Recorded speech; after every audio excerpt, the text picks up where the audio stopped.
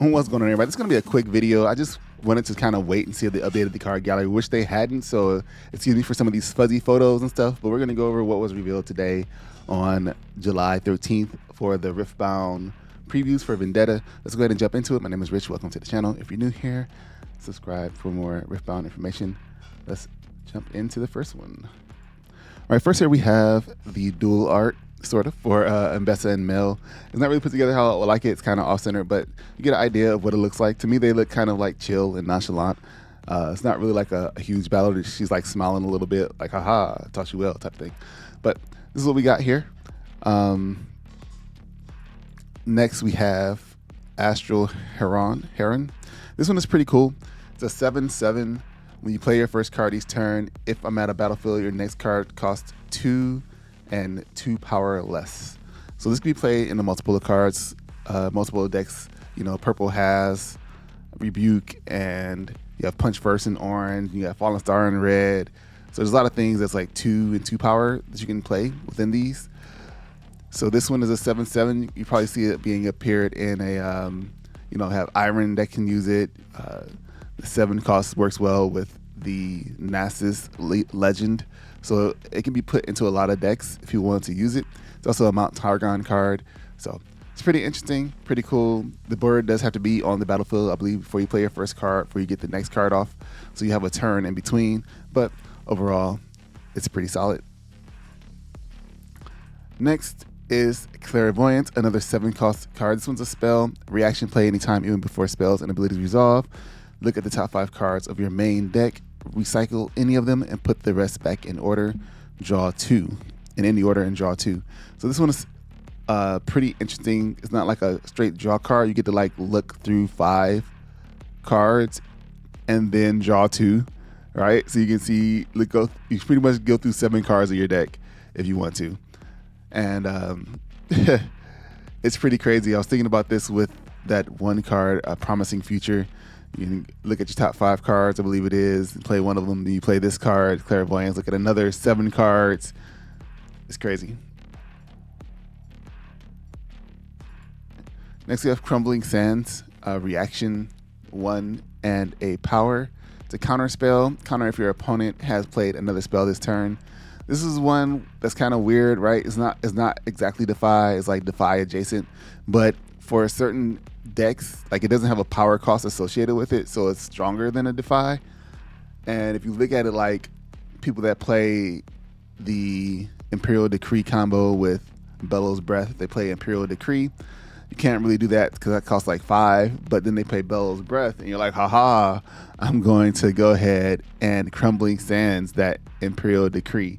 So that doesn't even take effect, and then the other spell will just do like the 1 damage. It's pretty good in that aspect, but it's kind of niche in the scenario. It's definitely deck dependent, like who you're going against, whether or not you want to use it or not. A lot of people like to do the Fizz bounce, play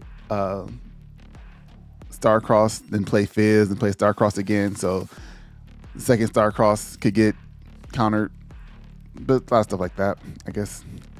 Decree of Focus, reaction, play anytime, even before spells and abilities resolve.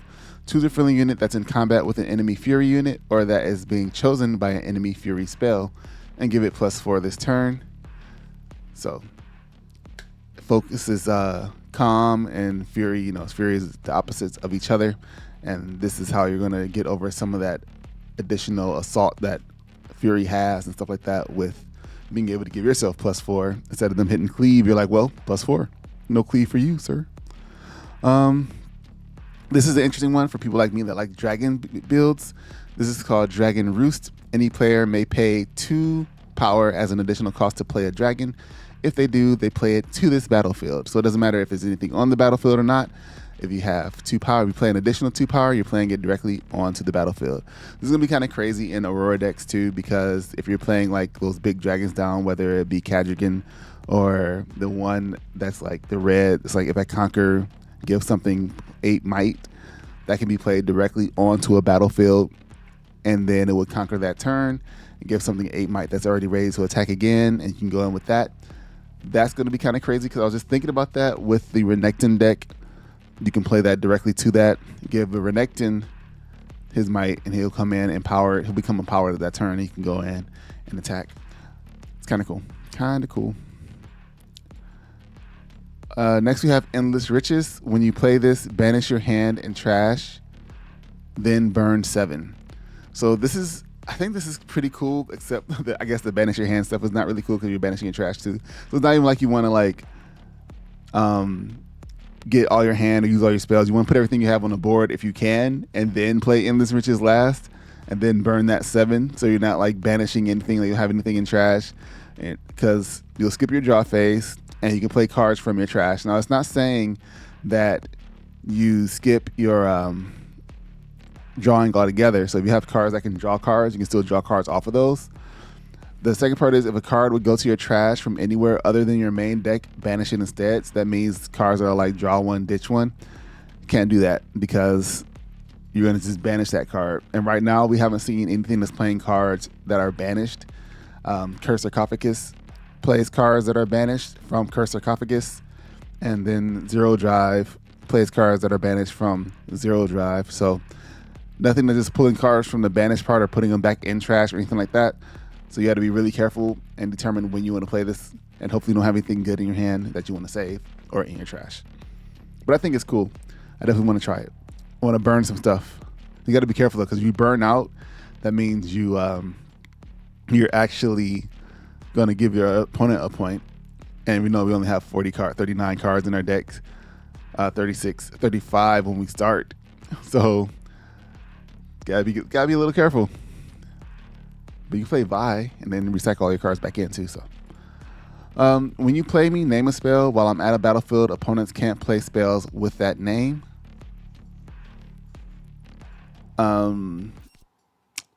Yeah. So this is going to be kind of crazy. And other colors like yellow, purple, and yellow, blue. We could bounce cards back to your hand because you can name probably like every spell in their deck that you know they have. If it's at a battlefield, the opponents won't be able to play it. So you play, name a spell. Play, name a spell. Play, name a spell. Put it on the battlefield, make sure it's protected. Opponent can't play spells to remove it or anything like that. It's kind of crazy. I'm thinking about it in Ivern. Like this is the Ivern set. A lot of cards we put in Ivern. So you play this and play Alpha Wild Claw, and you can kind of protect it from spells while stopping it from playing certain spells. No Imperial Decrees. Oh. Diana, no longer human. Leona, determined. When you play a spell, give me +2 this turn. When I attack, stun enemy unit here. This is the dual art for these two characters. It's pretty cool. I line this up pretty nicely, if I do say so myself.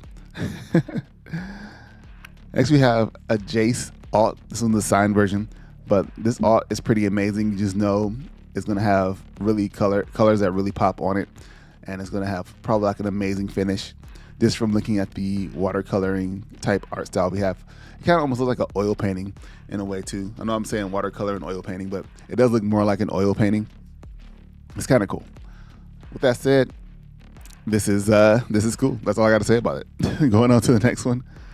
Kaisa Survivor. She's going to be our red Crystal Rose. And we're saying it's 6 cards that are all each of the domains. A lot of us kind of guessed that Kaisa was going to be the last one. She hasn't really had anything aside from her first ones, and she's a really popular character and a really popular card. So kind of expect this one to happen. Most of them cards were epic cards, and there were some that were rare. I was kind of surprised that the rare ones like Sona was in there. I think we're going to see more. Sona is probably going to get a legend in the next set. I wouldn't be surprised if she pops up in Radiance with the legend. We have Kale, or is it Kaylee? Let me know. Heavenly Justice, Empower 3. 3 empower me, use only if not empowered. I can have a maximum of 3 empowered. I gain +2 might for each empowered. If I have 3 empowered, I have Deflect 3 and ganking. So Deflect 3 is crazy, but also being a 3/9, 3/7 is crazy. I was thinking it was like 3 for each one, but it's just 2. So a 3/7 is crazy, and a 3/9 or 3 deflect is crazy. It does cost quite a bit to get there, but you could just kind of, pile it up. I think she should be a bird because she has wings, but We have Protective Sands. When you conquer here, if you control 4 fewer rooms, you may pay 1 to draw 1.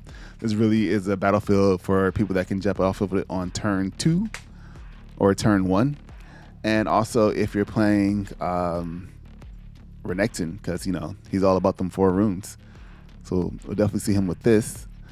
If we get him in our little pre-whiff kits, we might get this one too. Here's Renekton's orange alt. You pay 1, you give him plus might this turn. When my might becomes 10 or more, empower me. Then when his power has deflect and ganking, people are kind of wondering about this one. Like, it'll be good in Mbessa, we have decided, because Mbessa, when something is empowered, you can ready a unit by paying a power. But I think this is actually pretty good, pretty solid. I think we're saying the red one is better, but I think they're both good. This one you just have to plan out a little bit more than you do the other one when you want to use it, because it'll lose the 10 might because it's giving it +1 this turn. So next turn it'll lose the pin might, but it'll be empowered, so it'll have the deflect and the ganking. So you do it over again. This is 5/4. This is it here, the regular one. It looks kind of cool too, I think. And then we have Shadow Dash. This is Shin's signature spell. Move an enemy unit to a battlefield where you have units. If you have exactly 2 units there, they each get +1 might this turn. This dude and if you have exactly 2 units is killing me. I don't know what else Shin is gonna get or how people are gonna make this work, but there are a lot of the idea behind Shin is interesting, right? Like, you're just doing the minimum 2 units on the battlefield. You're buffing them to make sure they stay alive, keeping them as a tank or whatever, and then you get benefits off of that. However, from the other cards in the set. However, it's crazy. Like, get a point if you have 2 units on there. You have a Shin and you have Ari. That's like 2 points when you hold for them, and then another point. So it's like 3 points in one turn if you can pull it off. People are going to kind of go crazy to try to take those people off. So you can build your whole deck around counters and keeping people alive, and just have like those units in there and see how that works out. That'd be kind of interesting. All right, next. Shadow Cloaked Lurker. This is one they kind of showcased when they did their reveals at the end of the screen. It says it costs 2 less for each card with my name in your trash. So another interesting card. And I wonder if it's going to count itself if you're playing cards from your trash with the other card. So there's this cost 3, but the thing is too, with that card, if something dies, it goes from the field to banished. It doesn't go back into your trash. So I don't know, man. It's an interesting card though. That gear card. I'm just not sure how it will work. Probably you play it, burn 7 real quick, and then kill it yourself or something before something dies on the field. That's probably what you'd have to do, I think. And yeah, draw 2. That might be the plan. That might be the play there. 3 up from the deep. Play 2 to 1 tentacle unit tokens from Bilgewater. It has a flow 3. You may play this from your trash for its flow cost, then banish it. The waves will drag you down unless you fight to shore. So this is pretty interesting because it plays token units, but it's like one of the only cards that is built for a champion unit, right? Like, you play Ilaoi, and for each tentacle you have, she gets might. Normally that would be something you'd see with a person that's have a legend, but this is just a champion. So I think it's kind of interesting that she gets a spell. And that's it for today's reveals for right now. If they add in some stuff onto the gallery, I'll just put it on tomorrow's video. Thanks for watching this one. I'll see you guys tomorrow for more reveals. Thanks for watching. Subscribe for more. And until next time, peace.